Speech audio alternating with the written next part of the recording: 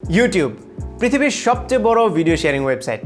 Probably আমার এই ভিডিওটাও আপনারা ইউটিউবেই দেখছেন, আর আমি ধারণা করে নিচ্ছি আপনার নিজেরও একটা ইউটিউব চ্যানেল আছে কিংবা খুলবেন বলে প্ল্যান করছেন।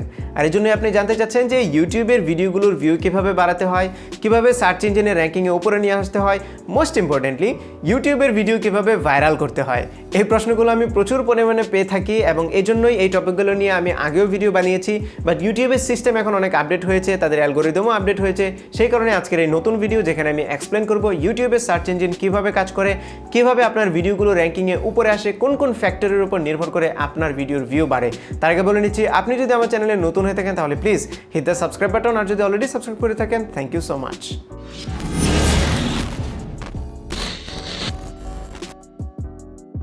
ভিডিও শুরু করার আগে আপনাদেরকে একটি এক্সাইটিং নিউজ দিতে চাই। আজকে মানে 23 জুন থেকে আগামী 30 জুন 2019 পর্যন্ত দারাজে চলবে দারাজ মোবাইল উইক, এবং পুরো সপ্তাহে দারাজের বিভিন্ন স্মার্টফোন, ল্যাপটপ এবং অন্যান্য ইলেকট্রনিক্স গ্যাজেটে থাকবে বিশাল বিশাল ছাড় এবং নানা ধরনের অফার।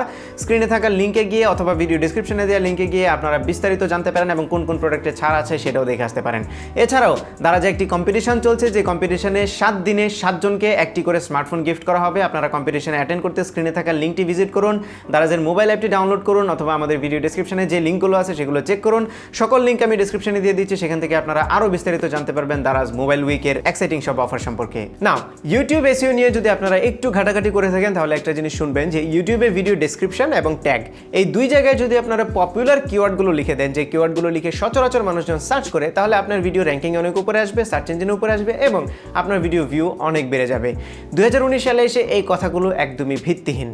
হয়তোবা ডেসক্রিপশন এবং ট্যাগের ইফেক্ট আছে, কিন্তু সেটা অনলি ম্যাক্সিমাম 2%, বাকি 98%ই হচ্ছে অন্যান্য বিষয়গুলোর উপর নির্ভর করে। এখন অন্যান্য সেই বিষয়গুলো কি? প্রথম যে বিষয় সেটা হচ্ছে আপনার ভিডিওর কোয়ালিটি, সেকেন্ড যে বিষয় সেটা হচ্ছে আপনার ভিডিওর থাম্বনেল, থার্ড যে টপিক সেটা হচ্ছে আপনার ভিডিওর টাইটেল। ওয়েল, এই কথাগুলো কিন্তু আমার না।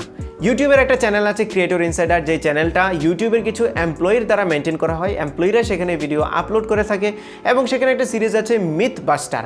সেই সিরিজে তারা ইউটিউব সম্পর্কে আমাদের যে ভুল ধারণাগুলো আছে সেগুলো ভেঙে দেয়, সেগুলো সঠিক যে ধারণাটা সেটা জানায় আমাদেরকে। আমি আজকে যেই ভিডিওটার আলোকে কথা বলবো সেই ভিডিওটার লিঙ্ক ডিসক্রিপশনে দিয়ে দিচ্ছি, আপনারা সেটা দেখে আসতে পারেন।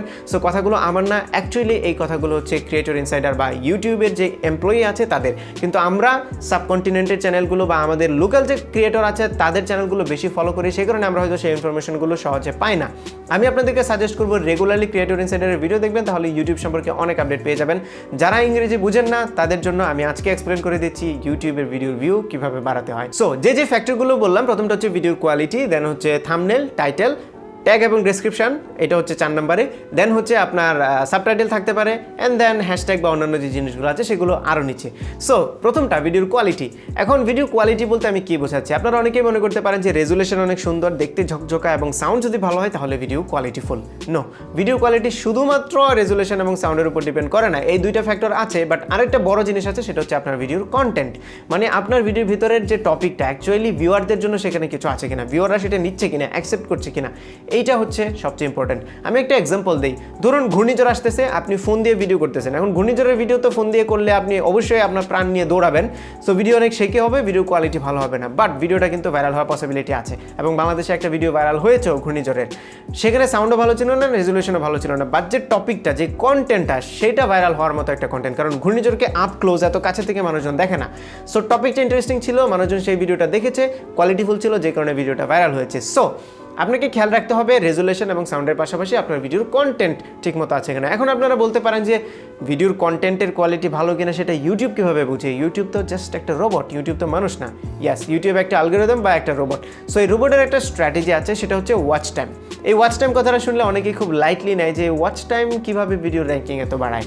ইয়াস, যদি আমি বলি, এটা আমার স্ট্যাটিস্টিক্স, ইউটিউবের না, বাট আমি ধারণা করছি যে ইউটিউবের 90% আপনার ভিডিও র্যাঙ্ক করবে কি করবে না সেটা ডিপেন্ড করে ওয়াচ টাইমের উপরে। ওয়াচ টাইম জিনিসটা হচ্ছে আপনার ভিডিওটা একজন ভিউয়ার কতটুকু পরিমাণ দেখলো। সে ফর এক্সাম্পল আপনার 5 মিনিটের ভিডিও, সে যদি 10 সেকেন্ড দেখে কেটে দেয়, তার মানে কি আপনার ভিডিওতে কোয়ালিটি নেই, আপনার ভিডিওতে কন্টেন্ট নেই, যে কারণে সে 10 সেকেন্ড দেখে ভিডিওটা কেটে দিয়েছে। সো ইউটিউবের অ্যালগরিদম বুঝবে যে এই ভিডিওটা কোয়ালিটিফুল না, এটাকে আমরা র্যাঙ্কিং উপরে নেব না। এটা কিন্তু একজন ভিউয়ার দিয়েই তারা জাজ করে না, মাল্টিপল ভিউয়ার দিয়ে। ধরুন 100 জন ভিউ করলো, সো তারা কম্পেয়ার করবে 100 জনের মধ্যে থেকে কি 80 জন মানুষ আপনার ভিডিওটা পুরোটা দেখেছে, নাকি 80 জন মানুষ 10 সেকেন্ড দেখে কেটে দিয়েছে। তখনই কিন্তু তারা ডিসাইড করতে পারবে যে আপনার ভিডিও কোয়ালিটি ফুল কি কোয়ালিটি ফুল না। সো ওয়াচ টাইমের উপর গুরুত্ব দিতে হবে। আপনি ভিডিও যখন বানাবেন তখন প্রথম দিকে ইন্টারেস্টিং কোনো কিছু রাখেন যেন মানুষজন ভিডিওটা দেখতে থাকে, কেটে না দেয়। শুরুতেই যদি এমন কিছু করে ফেলেন যেটা ভিউয়ারকে আপনার ভিডিও থেকে নিয়ে যাবে, ছিটকে নিয়ে যাবে, তখন কিন্তু আপনার ভিডিও র্যাঙ্কিংয়ে উপরে আসবে না। So remember, video quality is the most important thing that you should follow. So video quality এবং ওয়াচ টাইম এই দুইটা জিনিসের উপরে ফোকাস করবেন। সেকেন্ড যে জিনিসটা সেটা হচ্ছে থাম্বনেল। এখন আপনার ভিডিওতে কোয়ালিটি আছে কি নেই সেটা কখন বুঝবেন? যখন একজন ভিউয়ার আপনার ভিডিওতে ক্লিক করে ভিডিওটা দেখবে, তখন অ্যালগরিদম ধরতে পারবে যে আপনার ভিডিওর ওয়াচ টাইম কতটুকু হয়েছে। যদি ক্লিকই না হয় তাহলে কিন্তু বুঝতে পারবে না। সো ক্লিক পাওয়ার জন্য মাস্ট আপনার থাম্বনেলের দিকে ফোকাস করতে হবে। আমি একটা জিনিস ফলো করি, আপনি যদি একটা ভিডিও বানাতে 8 ঘন্টা সময় নেন, তাহলে থাম্বনেল বানাতে সময় নেবেন 10 ঘন্টা। Trust me, it will work.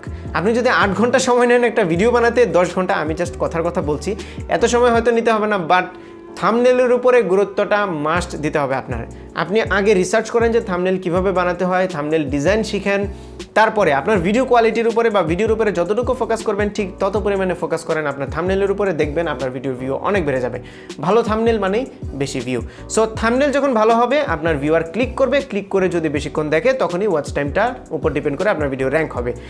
দেন হচ্ছে টাইটেল। এখন টাইটেলটা থাম্বনেলের মতোই। একজন মানুষ যখন, আপনি নিজেও যখন ইউটিউবে ভিডিও দেখেন তখন কিন্তু দুইটা জিনিসই আপনি দেখেন। প্রথমে থাম্বনেলটা আপনার চোখে পড়ে, দেন টাইটেল, অথবা টাইটেলটা আগে চোখে পড়ে দেন হচ্ছে থাম্বনেল। সো টাইটেলে ইন্টারেস্টিং কথা লিখেন, কিন্তু সেটা মিসলিডিং হওয়া যাবে না, মানে আপনার ভিডিও টপিকের বাইরে হওয়া যাবে না যে ভিডিওর টপিক একটা আপনি টাইটেল লিখলেন আরেকটা। এরকম হলে কিন্তু আপনার আবার চ্যানেল সাসপেন্ড হয়ে যাবে, ভিডিওতে স্ট্রাইক আসবে। সো টাইটেলটা এরকম দিবেন, আপনার ভিডিওকে যেটা প্রেজেন্ট করে রিপ্রেজেন্ট করে সেরকম টাইটেল দিবেন এবং থাম্বনেল। সো এই দুইটা জিনিস যখন ঠিক থাকে তখনই কিন্তু আপনি ভিডিওতে ক্লিক পাবেন। এখন কথা হচ্ছে, আপনি বলতে পারেন যে আমি ক্লিক পাওয়ার জন্য মানুষের কাছে তো পৌঁছাতে হবে, সেটা কিভাবে করব? সেটা করার ওয়ে হচ্ছে আপনার ভিডিও আপনি আপনার সোশ্যাল মিডিয়াতে শেয়ার করেন, আর ইউটিউব নিজেও নতুন ভিডিওগুলোকে সাজেশনে দেয়। ভিডিওর যেই টপিক আছে সেই টপিক অনুযায়ী ইউটিউব কিন্তু আপনার ভিডিওটা অন্যান্য ভিডিওর পাশে সাজেশন হিসেবে দেয় এবং দেখে যে মানুষজন সেটাতে ক্লিক করে কিনা। যদি ইউটিউব দেখে যে না, আপনার ভিডিওটা বেশ কয়েক জায়গায় সাজেশন হিসেবে দেওয়ার পরেও মানুষজন সেখানে ক্লিক করছে না, তখন ইউটিউব এই ভিডিওটাকে অন্যান্যের সাজেশনে দেখানো কমিয়ে দেয়। ঠিক আছে? সো আপনার ভিডিও যখনই শেয়ার করবেন ইউটিউবে, তখন খেয়াল রাখবেন এই তিনটা বিষয়ের উপর, কোয়ালিটি, আপনার থাম্বনেল এবং টাইটেল। এই তিনটা জিনিস যখন ঠিক থাকবে আপনার ভিডিও ভিউ অটোমেটিক্যালি বাড়বে। এখন কথা হচ্ছে ডেসক্রিপশন, ট্যাগ এবং অন্যান্য বিষয়গুলো কীভাবে আপনার ভিডিও র্যাঙ্কিংয়ে ইফেক্ট ফেলে। ওয়েল, ইউটিউবের ক্রিয়েটর ইনসাইডারের যে লোকগুলো আছে, এমপ্লয়িরা, তারা বলেছে যে আপনার ট্যাগে এমন জিনিস লিখবেন যেটা হচ্ছে, সে ফর এক্সাম্পল আপনার ভিডিওর একটা ওয়ার্ড আছে ভিডিওতে, যেটা টাইটেলে আপনি লিখেছেন, এটার একটা সিনোনিম আছে, মানে একটা প্রতিশব্দ আছে।